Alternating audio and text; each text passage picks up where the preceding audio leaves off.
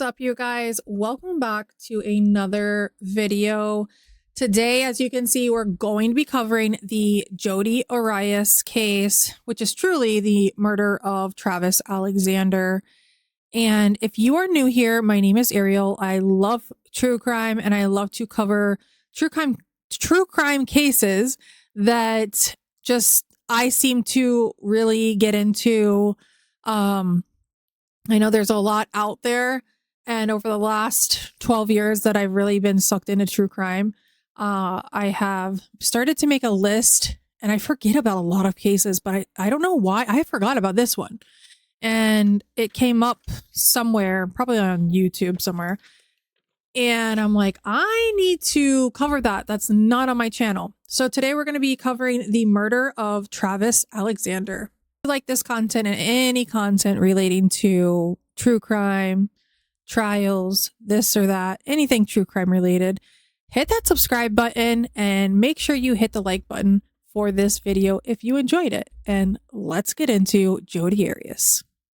Travis Victor Alexander was born in 1977, July 28th to be exact, and he was an American salesman who was murdered by his ex-girlfriend here in this picture, Jodi Arias, who was born in 1980, in his home in Mesa, Arizona, while in the shower. Jodi was convicted of first-degree murder on May 8th of 2013 and sentenced to life in prison without the possibility of parole on April 13th, 2015. Travis sustained 27 stab wounds, a slit throat, and a single gunshot wound on his forehead, or should I say to his forehead. Jodi testified that she killed him in self-defense, but she was convicted by the jury of first-degree murder. During the sentencing phase, the jury deadlocked on the death penalty option, and Jodi was sentenced to life in prison without the possibility of parole. Travis's death and the subsequent investigation and the trial attracted widespread media coverage in the United States. Now, a little background on Travis. Travis was born in Riverside, California, to Gary David Alexander and Pamela Elizabeth Morgan Alexander. At the age of 8, Travis moved in with his paternal grandparents. After his father's death in July 1997, his 7 siblings were also taken in by their paternal grandmother. Travis told a friend that prior to joining a church, he would frequently engage in fights. He performed stand-up comedy under the alter ego Eddie Snell. Travis was a salesman and a motivational speaker for prepaid legal services, also known as PPL. Jodi was born in 1980 in Salinas, California, to William and Sandra Arias. She attended school until the 11th grade, at which point she dropped out of Eureka Union High School. She was an aspiring photographer and worked odd jobs until she got a sales position with PPL, which was Travis's company. Jodi and Travis met in September 2006 at a work conference in Las Vegas, Nevada. Jodi converted to the Church of Jesus Christ of Latter-day Saints, of which Travis was a member, and was baptized by him on November 26 of 2006 in a ceremony in Southern California. Travis and Jodi began dating in February 2007, and Jodi moved to Mesa to live closer to Travis, but in April of 2008, she moved back to Eureka, California, and lived there with her grandparents. Travis and Jodi dated intermittently for a year and a half, often in a long-distance relationship, taking turns traveling between their respective Arizona and California homes. Even when Travis was in a different relationship, he and Jodi would still sext each other.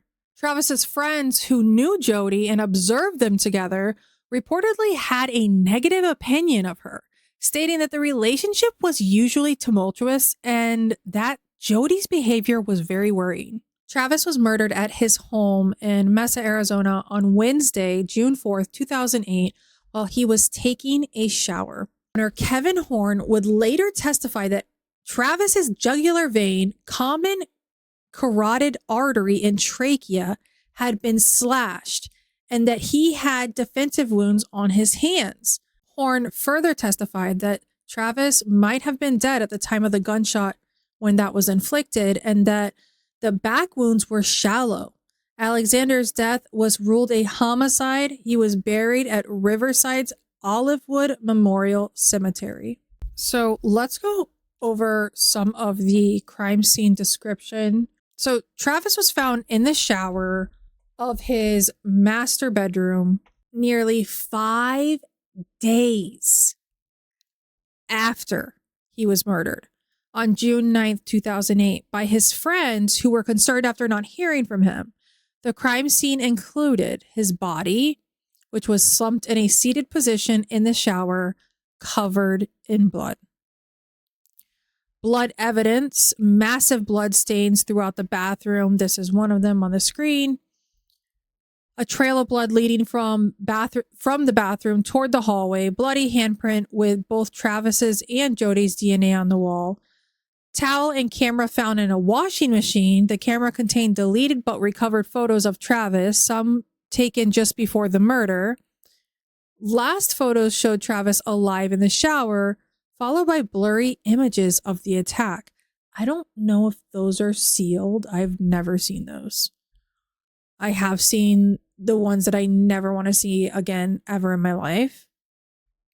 The weapons was a 25, it's a .25, I don't know, caliber bullet casing found at the scene matched a gunshot wound to Travis's head. No gun or knife was recovered at the scene.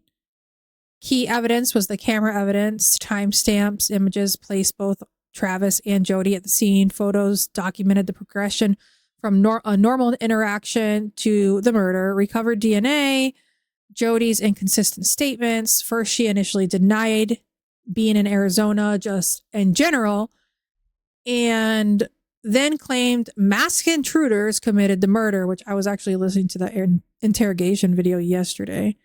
Eventually, she admitted to killing Travis, claiming self-defense, which was her last and third and final story. Maybe she's got more now. Forensic and autopsy notes was 27 to 29 stab wounds. We went over that.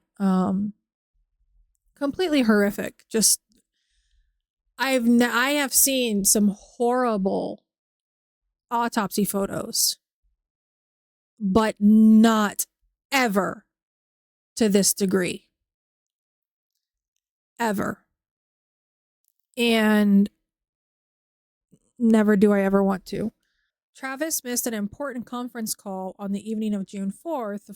The following day, Jodi met Ryan Burns in the Salt Lake City suburb of West Jordan and attended business meetings for the conference. Burns later said that he noticed that Jodi, formerly blonde hair, was now dark brown and that she had cuts all over her hands.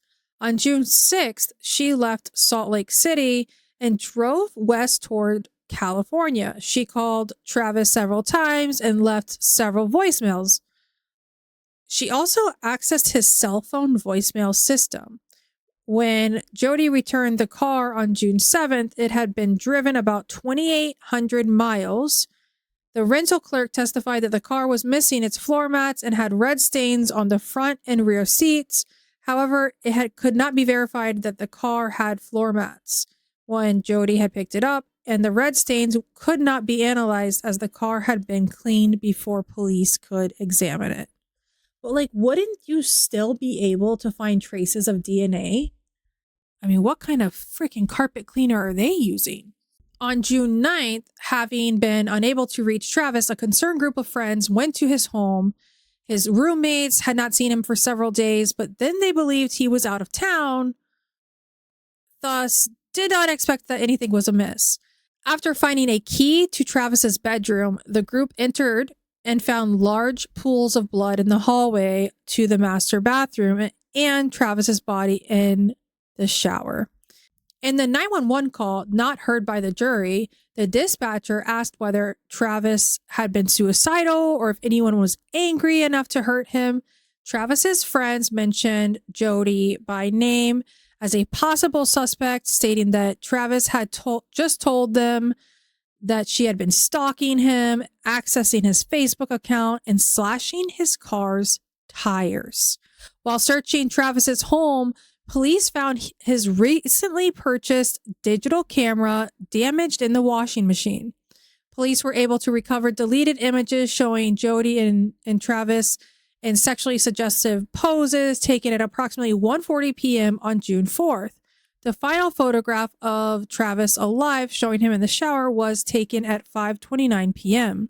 that day. Photos taken moments later show an individual believed to be Travis profusely bleeding on the bathroom floor. A bloody palm print was discovered along the wall in the bathroom hallway. It contained DNA both from Jodi and Travis. On July 9th, 2008, Jodi was indicted by a grand jury in Maricopa County, Arizona, for the first-degree murder of Travis Alexander. She was arrested at her home 6 days later and was extradited to Arizona on September 5th. Jodi pled not guilty on September 11th.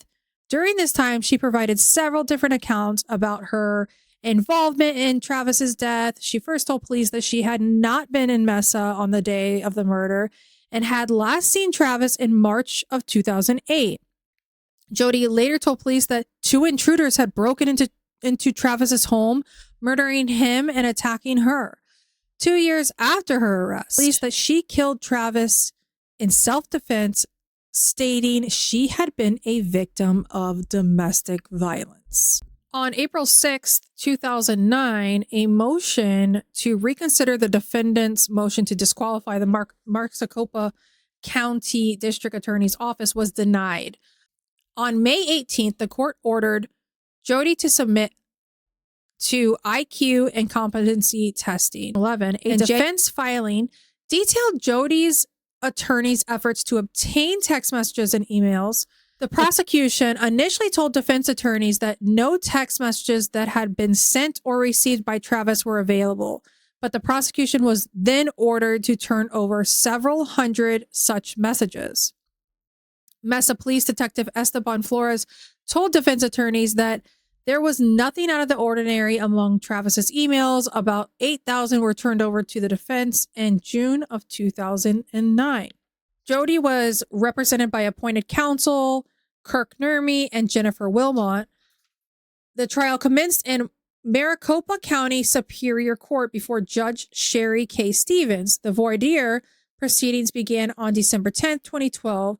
On December 20th, Jodi's attorneys argued that the prosecution was systematically excluding women and Black people. Prosecutor Juan Martinez said that race and sex were irrelevant to his decisions to strike certain jurors. Stevens ruled that the prosecution had shown no bias in the jury selection. Then we go into the guilt phase. In opening arguments on January 2nd of 2013, the prosecution portrayed Jodi as a jealous person who attacked Travis, who was a good man, after he attempted to end their relationship. Jodi's defense conversely said that Travis had been violent and abusive and that Jodi had killed him only after he had lunged at her in anger. The prosecution alleged that Jodi had premeditated the murder. They contended that Jodi had staged a robbery at her grandparents' residence where she was staying in order to take a handgun to kill Travis. A police detective who investigated the putative robbery testified that the gun was of the same caliber used in Travis's shooting. They said that Jodi used a gas can and purchased gas in advance in order to hide her trip to Travis's. The prosecution called Ryan Burns, who testified Jodi was acting normally when she visited him the day after Travis's death. Burns said that Jodi told him that she had cut her hands on broken glass while working at a restaurant called Margaritaville, though a detective later testified that no such restaurant existed. Jodi took the stand in her own defense, which I'm not surprised that she did that, on February 4th, 2013, testifying for a total of 18 days, a duration described by criminal defense attorney Mark Garagos as unprecedented. Jodi detailed the abuse she had suffered at the hands of her parents. A phone sex tape was played in court in which Travis described wanting to tie Jodi to a tree and S her. And Jodi responded, "That is so debasing. I like it." Jodi testified that Travis harbored pedophilic desires, that she tried to help with him with those urges. She also said that her relationship with Travis became increasingly physically and emotionally abusive. After detailing one argument in which she held out her hand to block Travis from kicking her, she held up her left hand in the courtroom, showing that her ring finger was crooked. Jodi said that she killed Travis in self-defense after he had attacked her when she dropped his camera, forcing her to fight for her life. Alice La Violette, hopefully I said that correctly, a psychotherapist who specializes in domestic violence, testified for the defense that Jodi was a victim of domestic abuse and that most victims do not tell anyone because they feel ashamed and humiliated. During Alice's testimony, the defense team alluded to emails between Travis and his friends, Chris and Sky Hughes. The defense tried to enter the emails into evidence, but the trial judge ruled that they were hearsay. A 2011 court filing revealed the contents of some of the emails the DV expert alluded to, including one in which Travis expressed anger that Hughes had discouraged Jodi from romantically pursuing Travis. In a response email, Chris Hughes said that he believed that Jodi would be Travis's next victim and that she was just another girl Travis was playing.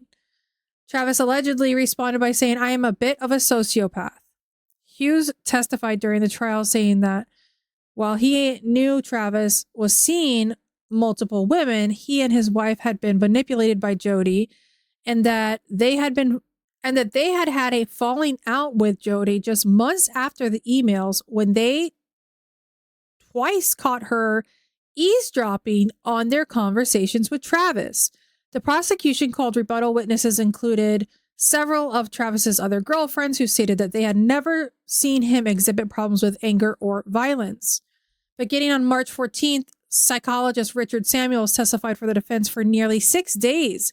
He said that Arias had likely been suffering from acute stress at the time of the murder, sending her body into a fight or flight mode to defend herself, which caused her brain to stop retaining memory. In response to a juror's questions asking whether this scenario could occur even if this was a premeditated murder, as the prosecution contended, he responded, "Is it possible? Yes. Is it probable? No." Samuels also diagnosed Arias with post-traumatic stress disorder. We know that as PTSD. Martinez attacked Samuels' credibility, accusing him of bias and having formed a relationship with Jodi. Samuels had previously testified that he had compassion for Jodi. The Arizona Court of Appeals later cascaded Martinez's impeachment of Samuels as improper. In rebuttal, prosecution witness Janine DeMarte, a clinical psychologist, testified that Jodi was not a victim of abuse and did not have PTSD, diagnosing her instead with BPD, borderline personality disorder. In response to DeMarte's testimony, the defense asked for and received permission to call a rebuttal witness, psychologist Robert Gaffner, who said that all tests taken by Arias since her arrest pointed toward an anxiety disorder stemming from trauma. Gaffner also suggested that the MMPI that DeMarte had used was not geared towards detecting personality disorders, that DeMarte should have used the Millen clinical multi-axis inventory, which Samuels had used. The prosecution's final rebuttal witness, forensic neuropsychologist Jill Hayes, disputed Gaffner's testimony that the MMPI test was not geared toward diagnosing borderline personality disorder. In closing arguments, Martinez accused Jodi of being a manipulative liar, and he showed a text that Travis had sent calling Jodi evil. Again, displayed the gruesome crime scene photos, which are so horrible that it is so difficult for my brain couldn't even process. Like, it just horrific. And said that Jodi had attempted to manipulate the jury. Jodi's defense asked the jury to put aside any personal dislike that they had for Jodi, and said that the prosecution's premeditation theory didn't make any sense, contending that Jodi's behavior, including appearing on security cameras, preserving receipts from gas cans she purchased, and spending the night at Travis's before the killing, were inconsistent with the notion that she was on a covert mission. In rebuttal, Martinez reemphasized the extent and variety of Travis's wounds, calling the killing a slaughter. And that is exactly what you would call it. It is a self-defense case is not that. That was a complete slaughter. 3 jurors were dismissed through the course of the trial, 1 for misconduct, 1 for health-related reasons, and 1 for being arrested for a DUI offense. At the close of arguments, jurors were instructed that they could find Jodi guilty of first-degree murder if each of them individually found that she had premeditated the murder. On May 8th, 2013, 15 hours of deliberation, Jodi Arias was found guilty of first-degree murder. All 12 jurors found her guilty of first-degree premeditated murder. 7 of the 12 jurors determined she was guilty of felony murder. As the verdict was read, Travis Alexander's family smiled and hugged one another. Crowds outside the courtroom began cheering and chanting. Following the conviction, the prosecution was required to convince the jury that the murder was cruel, heinous, or depraved, for them to determine that Jodi Arias was eligible for the death penalty, in which I cannot believe that she did not receive the death penalty. I have, Wade Wilson got the death penalty, and his crimes were horrible.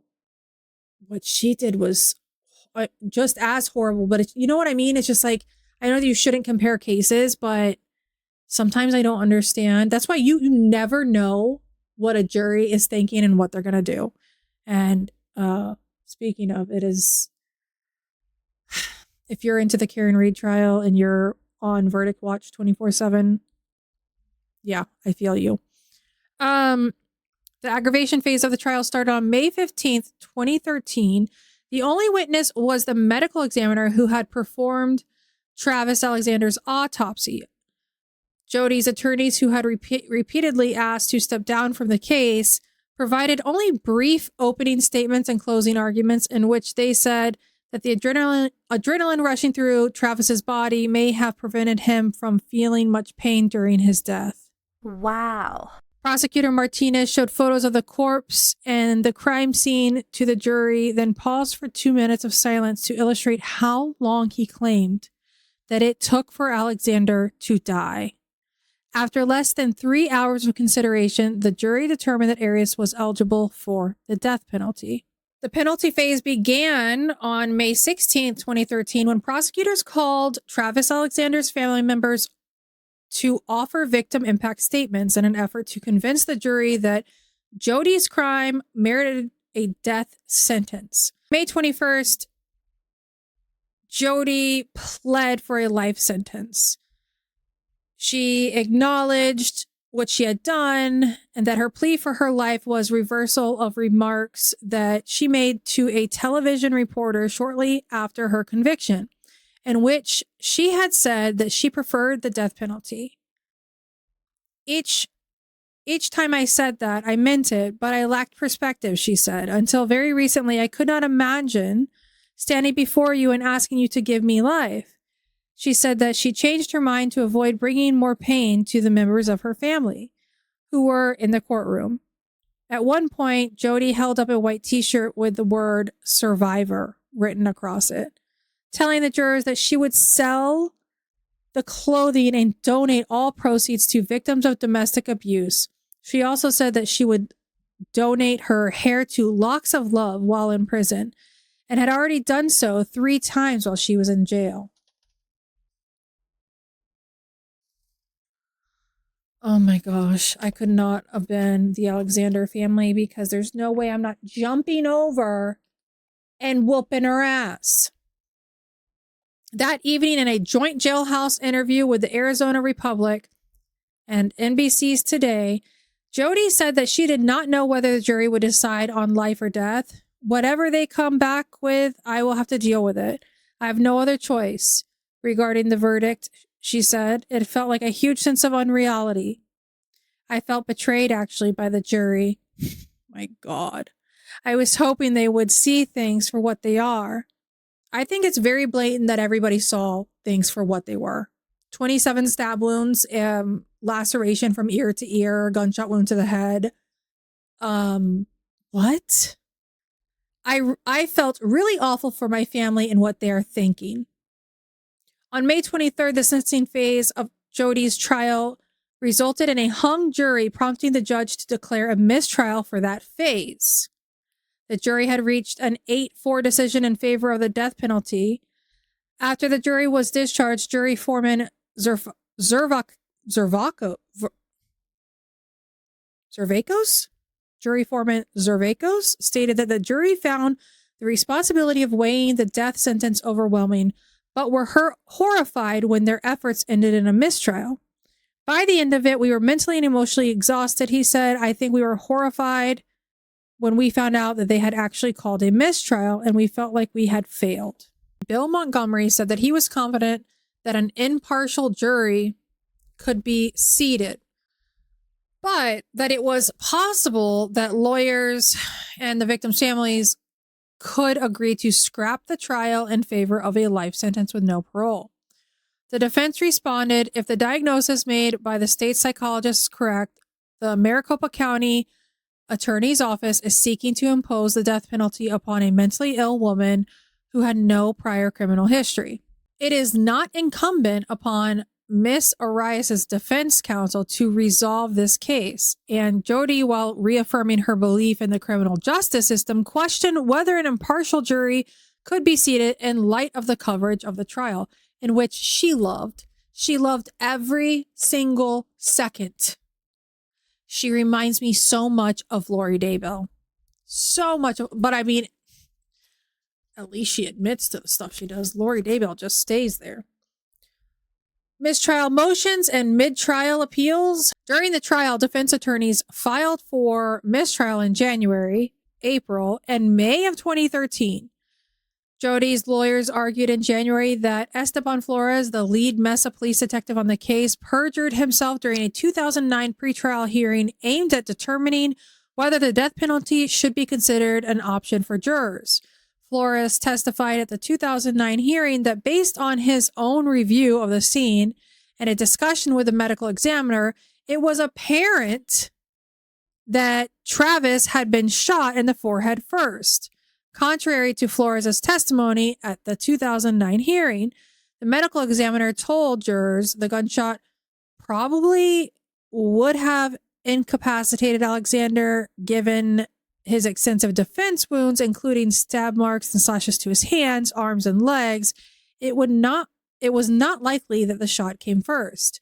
Flores denied perjury and said that during his trial testimony that he just misunderstood what the medical examiner told him. On May 20th, 2013, defense attorneys filed a motion which alleged that a defense witness who had been due to testify the preceding Friday the 17th began receiving death threats for her scheduled testimony on Arias' behalf. The day before the filing, the witness contacted counsel for Jodi, stating that she was no longer willing to testify because of the threats. The motion continued. It should also be noted that these threats follow those made to Alice, who was the psychologist. I can't say her last name, Laviollette, La Violette, a record of which was made ex parte and under seal. The motion was denied, as was a motion for a stay in the proceedings that had been sought to give time to appeal the decisions to the Arizona Supreme Court. On May 29, 2013, the Arizona Supreme Court declined to hear an appeal filed 3 months earlier, which was also refused by the mid-level Arizona Court of Appeals. Nurmi, which was Jodi's defense attorney or public defender, had asked the high court to throw out the aggravating factor of cruelty because the judge had allowed it to go forward based on a different theory of how the murder occurred. The lead detective originally claimed that the gunshot wound occurred first, followed by the stabbing and the slitting of the throat. Oh my God. Based on that theory, Stevens ruled there was a probable cause to find the crime had been committed in an especially cruel manner and aggravating factor under state law. Subsequent to this initial hearing, the medical examiner testified that the gunshot occurred post-mortem. Like, why? I don't understand. By the way, this is, I believe, is a recent photo, one of the recent photos of her in prison. I found a few. I could probably find some on Reddit. Sentencing, retrial, and incarceration on October 21st, 2014. Jodi's sentencing retrial began. Opening statements were given and a hearing on evidence was held. Prosecution witness Amanda Webb called in the first trial to rebut Arias' testimony that she returned a gas can to Walmart on May 8th, 2007. Admitted she did not know if all records were transferred after the store relocated. After a holiday break, the retrial resumed in January of 2015. Mesa police experts admitted that Alexander's laptop had viruses and pornography, contrary to testimony in the first trial in 2013, which honestly, like, what does that matter? The state that this man was in when he, like, I don't understand that. Jury deliberations began on February 12th of 2015 for the sentencing. That's it. She was found guilty of first-degree murder. This was all just for sentencing. On March 2nd, 2015, the jury informed Judge Stevens that they were deadlocked. Jodi's attorneys requested a mistrial. Stevens denied the request, read additional instructions to the jury, and ordered them to resume deliberations. On March 5th, 2015, Stevens declared a mistrial because the jurors who deliberated for just about 26 hours over 5 days deadlocked at 11-1 vote in favor of the death penalty. The 11 jurors in favor of the death tried unsuccessfully to get the holdout juror removed from the jury, arguing that juror was biased. After the result, the holdout juror reported that she received death threats and her name and address and phone number were leaked online.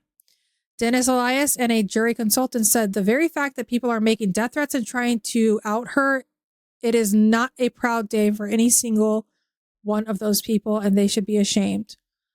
Maricopa County Attorney Bill Montgomery released a statement calling for the attacks on the juror to cease. Sentencing was scheduled for April 7th, 2015, with Stevens having the option to sentence Arias to either life imprisonment without the possibility of parole or with the possibility of parole after 25 years. On April 13th, Stevens sentenced Arias to life imprisonment without the possibility of parole. By March 5th, 2015, Jodi's trials had cost up to and around $3 million. In June 2015, following a restitution hearing, Jodi was ordered to pay more than $32,000 to Alexander's siblings. Her attorney stated that this was about 1/3 of the amount requested. As of 2023, Jodi is housed at the Arizona Department of Corrections, inmate number 281129, which is located at the Arizona State Prison Complex in Perryville. She started her sentence in the complex's maximum level security unit, but has but has since been downgraded to the medium security level. And I believe that this is her most recent mugshot. She definitely looks older. Still fucking crazy. There was a post-verdict appeal on July 6th of 2018. And October 17th, 2019, Jodi's attorney argued to the Court of Appeals that her sentence should be overturned on the basis that Martinez acted inappropriately throughout the trial, resulting in a media frenzy and affecting the outcome of the trial. On March 24th, 2020, the court held that notwithstanding Arias and self-promoting misconduct by the prosecutor, Arias had been convicted based upon the overwhelming evidence of her guilt and upheld the conviction. On November 4th, 2020, the Arizona Supreme Court declined to review the case. And it's crazy to think that she would even think that they would. I just think that that's crazy. So the media obviously played a lot into this case. How a lot of us found out about this was media. The Associated Press reported that the public would be able to watch testimony in the Jodi Arias trial. This decision was made. Blah, blah, now let's get to some of the stuff that Jodi Arias has been doing in prison. So in late January 2013, artwork drawn by Jodi began selling on eBay. The seller was her brother. He claimed that the profits went towards covering the family's travel expenses to the trial and better food for Jodi while she was in jail. On April 11th, USA Today reported that during the testimony of defense witness Alice LaViolette, public outrage was extreme concerning her assertions that Arias was a victim of domestic violence. Tweets and other social media posts attacked her reputation. More than 500 negative reviews of LaViolette's yet to be released book appeared on Amazon, calling LaViolette a fraud and a disgrace. It's the electronic version of a lynch mob, said retired Maricopa County Superior Court Judge Kenneth Fields. So, I mean, it's not surprising. This is the kind of, life that we live now with social media. That's going to come with it. You're, siding with a horrible, horrible murder. And not saying that it's right. I don't condone it, but it's a horrible thing. So if you like this content and you want to subscribe, make sure you smash that subscribe button. Like this video if you want. Do it right now. And I'll see you in the next one. Bye.